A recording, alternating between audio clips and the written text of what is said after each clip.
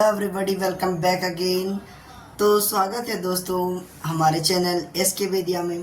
तो दोस्तों आज की इस वीडियो में हम बात करेंगे फ्रिक्शन यानी घर्षण बल के बारे में। तो दोस्तों जैसा कि आप देख रहे हैं कि हमने पिछले या फिर हमारे प्रीवियस वीडियो में हमने देखा था फोर्स के बारे में। तो फोर्स का ही यह फोर्स है, उसका एक टाइप है जिसे हम कहते हैं फ्रिक्शन फोर्स या फिर घर्षण बल। तो आज की इस वीडियो में इसे ही बिल्कुल ही डिटेल से जानने का प्रयास करेंगे कि फिर फ्रिक्शन क्या है और फ्रिक्शन कैसे काम करता है आखिर हमारे जीवन में, और हमारे लिए फ्रिक्शन यानी घर्षण बल एक ज़रूरी है या फिर ये हमारे लिए ख़तरनाक है। तो दोस्तों सभी के आंसर इस वीडियो में मिलेगा और हर कुछ जानेंगे कि हम कैसे आखिर चल पाते हैं। सभी की जानकारी आज के इस वीडियो में मिलेगी। तो दोस्तों अगर आप इस चैनल पर नए हैं तो प्लीज़ हमारे चैनल को सब्सक्राइब करना मत भूलिएगा। तो चलिए बिना किसी देरी के इस वीडियो को स्टार्ट करते हैं और जानते हैं फ्रिक्शन के बारे में। So let's get started. So friends सबसे पहले हम लोग समझते हैं कि फ्रिक्शन का मतलब क्या होता है।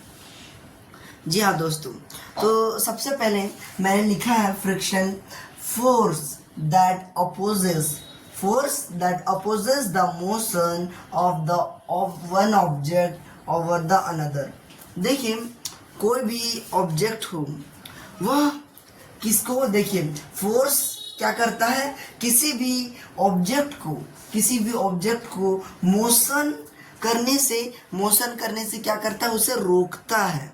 यस फ्रेंड्स, क्या करता है, रोकता है। वही है हमारा, उसे रोकने का प्रयास करता है, वही है दोस्तों क्या, फ्रिक्शन। यानी भी कोई भी ऑब्जेक्ट अगर वह मूविंग ऑब्जेक्ट में है तो उसे क्या करना है, रोकने का काम करता है, वही हो गया फ्रिक्शन फोर्स। जैसे कि मान के चलिए कोई भी आप अगर फुटबॉल को किक करते हैं, ओके, मान के चलिए कि आप कोई भी फुटबॉल को किक किए तो कहीं ना कहीं वह सरफेस पर जाकर धीरे धीरे कर कहीं ना कहीं जाकर रुक ही जाता है। क्यों? Because of friction. यही तो है फ्रिक्शन का कमाल, क्योंकि यह सरफेस जो है तो क्यों आखिर रुक जाता है या बॉल, इसे समझेंगे और क्या और भी जानेंगे कि साइकिल को और गाड़ी को अगर क्या आप धकेल सकते हैं, इसमें कौन सा फ्रिक्शन लगता है, क्या होता है, सभी जानेंगे। तो चलिए देखिए, हमने समझ लिया कि कोई भी ऑब्जेक्ट को मोशन में आने के लिए रोकता है, वही है फ्रिक्शन। तो दोस्तों हम जानते हैं जैसे कि हम भी चलते हैं तो हमारे ऊपर भी फ्रिक्शन लागू होता है। अगर फ्रिक्शन हमारे ऊपर नहीं होगा तो हम अच्छे से चल नहीं पाएंगे।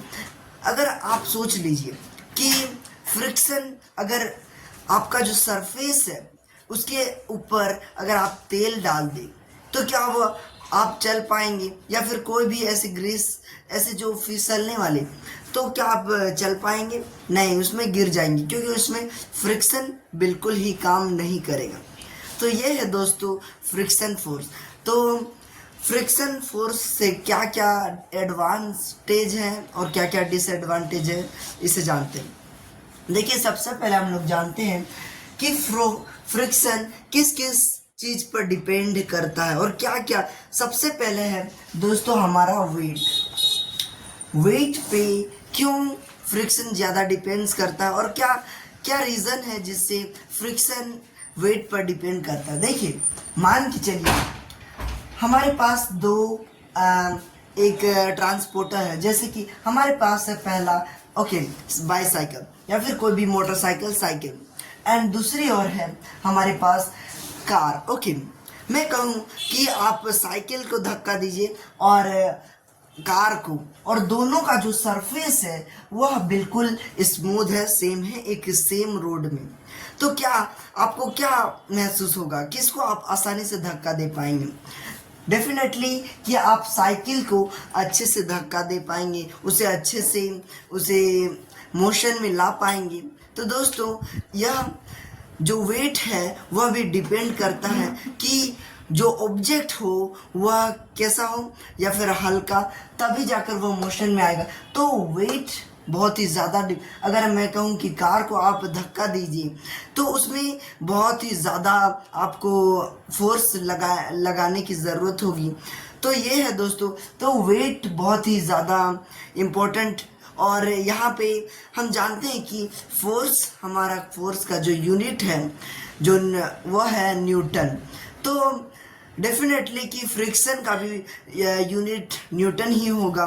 और हमने देखा था कि फोर्स जो है वो कैसा क्वांटिटी है, यह एक वेक्टर क्वांटिटी है। तो वेक्टर के पास क्या होता है, डायरेक्शन भी होता है और मोशन भी होता है। तो देखिए डायरेक्शन फ्रिक्शन में बहुत ही ज़्यादा इम्पोर्टेंट रोल प्ले करता है, और जिससे कोई भी, तो दोस्तों ये हम जानते हैं कि फ्रिक्शन के लिए फोर्स और वेट बहुत ही ज़्यादा इम्पोर्टेंट करते हैं ये हम। अब जानते हैं दूसरा हो गया सरफेस। सरफेस क्यों आखिर फ्रिक्शन के लिए ज़रूरी होता है और क्या डिपेंड होता है।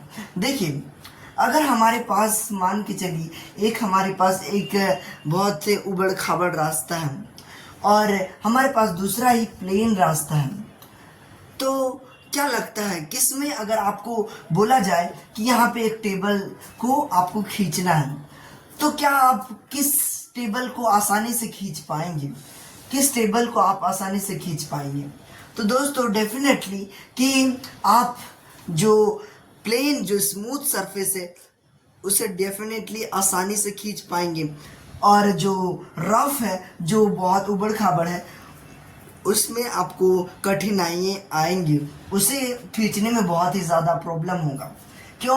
क्योंकि इसमें तो दोस्तों यहाँ का जो सरफेस है वो रफनेस है, जो तो फ्रिक्शन किस पर काम करता है, रफनेस पर। तो रफनेस इस पर बहुत ही ज़्यादा इम्पोर्टेंट करता है। तो रफनेस की वजह से फ्रिक्शन और भी ज़्यादा बढ़ जाता है, और जो भी वस्तु है जिसका, और अगर उसका स्मूथ सरफेस है तो फ्रिक्शन डाउन होता है। एंड नेक्स्ट चीज़ देखते हैं हम लोग कॉन्टेक्ट एरिया। तो कॉन्टेक्ट एरिया कैसे फ्रिक्शन पर डिपेंड करता है। देखिए मान के चलिए हमारे पास एक बड़ा सा मान के चलिए एक टेबल टाइप से बड़ा सा है, ओके, उसके पास कुछ नहीं, कोई भी ऐसा कोई चक्का कोई भी नहीं है, सिंपल सा एक टेबल बड़ा सा। अगर हम उसे खींचने को बोले तो आपको बहुत ही ज़्यादा डिफिकल्ट होगी। वहीं अगर हम बात करें, अगर उसके चारों साइड अगर हम चक्का लगा दें तो चक्का लगा देने से उसे बहुत ही आसानी से खींचा जा सकता है। तो क्योंकि जब हम चक्का उस पर लगाएं तो उसका जो कॉन्टेक्ट एरिया है वो बहुत ही ज़्यादा कम हो गया, और जिससे फ्रिक्शन घट गया, जिसके कारण हम उसे आसानी से खींच पाए। तो दोस्तों और यहाँ पे जो है वो फ्रिक्शन फोर्स ज़्यादा लगा, तो इसी के कारण हम इसे खींच नहीं पाते हैं। तो दोस्तों आप जानते हैं फ्रिक्शन हमारे लिए नेसेसरी है या इविल है।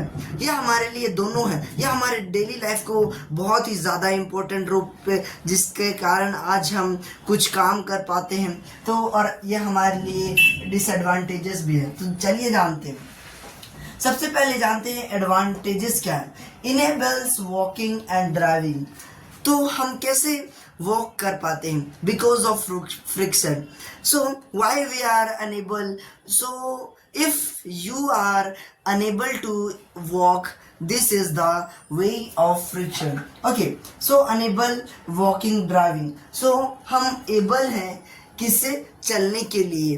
अगर हमारे पास फ्रिक्शन नहीं होगा तो हम चल नहीं पाएंगे, क्योंकि हम चल ही नहीं पाएंगे। तो देखिए अगर हम दूसरी तरफ बात करें, अगर हमारे पास अगर कोई भी तेल रखा दिया जाए या फिर पॉलिश किया जाए तो क्या हम चल पाएंगे। तो यही है, अगर फ्रिक्शन होता है तभी हम चल पाते हैं। तो फ्रिक्शन इस पर बहुत ही ज़्यादा important role play. Next, holding of object. जैसे कि मैंने कोई भी ऑब्जेक्ट पकड़ा है तो यहाँ पर रफनेस है, इसीलिए अगर आपको कहूँ कि कोई भी ऐसा जो शैम्पू है, जैसे कोई भी ऐसे पतली जो स्लाइडिंग है, या फिर आपने कभी कभी ना कभी कोई भी मछली को पकड़ा होगा, वह कैसे फिसलती है, तो उसमें फ्रिक्शन नहीं होता है, जिसके कारण हम उसे पकड़ नहीं पाते दोस्तों। अब नेक्स्ट देखते हैं राइटिंग विथ पेन। जैसे कि मान के चलिए राइटिंग, हम जब लिखते हैं तो यहाँ पे भी फ्रिक्शन बहुत ही ज़्यादा इम्पोर्टेंट रोल प्ले करता है। क्यों? देखिए, हम लिख रहे हैं तभी जाकर हमारे पास एक फोर्स है फ्रिक्शन, यहाँ का जो स्मूथ सरफेस है और यहाँ का सरफेस है वो रफनेस है, जिसके कारण मैं इसमें आसानी से लिख सकता हूँ। अगर आपने कभी ना कभी फोटो पर फोटो के पीछे साइन किया ही होगा, वहाँ का जो रफनेस होता है, जो सरफेस होता है, वो बहुत ही ज़्यादा स्मूथ होता है, जिसके कारण हम कहीं ना कहीं उस पर अच्छे से लिख नहीं पाते, साइन नहीं कर पाते। तो ये वजह है। तो दोस्तों ये हो गया टोटल एडवांटेजेस। अब देखते हैं disadvantages. Reduce the efficiency of machines. देखिए, और जनरेट्स हीट। तो दोस्तों यह जनरेट हीट करता है। एंड नेक्स्ट देखते हैं वेज टू रिड्यूस फ्रिक्शन, यानी कैसे हम फ्रिक्शन को कम कर सकते हैं। तो कम करने के बहुत सारे कारण हैं, जैसे कि हम पॉलिशिंग कर सकते हैं सरफेस को अगर हम पॉलिश कर देंगे, जैसे कि हमारे पास कोई भी सरफेस है, हमें अगर फ्रिक्शन को कम करना है तो हम उसे पॉलिश कर देंगे, जैसे कि यहाँ पे तेल लगा दिए या फिर कोई फ्लूइड डाल दिए, जिसके कारण वह फ्रिक्शन कम कर देगा। अब देखते हैं अप्लाइंग ऑयल एंड ग्रीस, वही है दोस्तों। तो दोस्तों इन कारणों से हम इसको कम कर सकते हैं। तो दोस्तों कैसा लगा आपको आज का वीडियो? अगर पसंद आया होगा तो प्लीज़ हमारे चैनल को लाइक सब्सक्राइब करना मत भूलिएगा। तो मिलते हैं किसी नए ऐसे ही मज़ेदार टॉपिक के साथ, तब तक के लिए बाय, जय हिंद दोस्तों।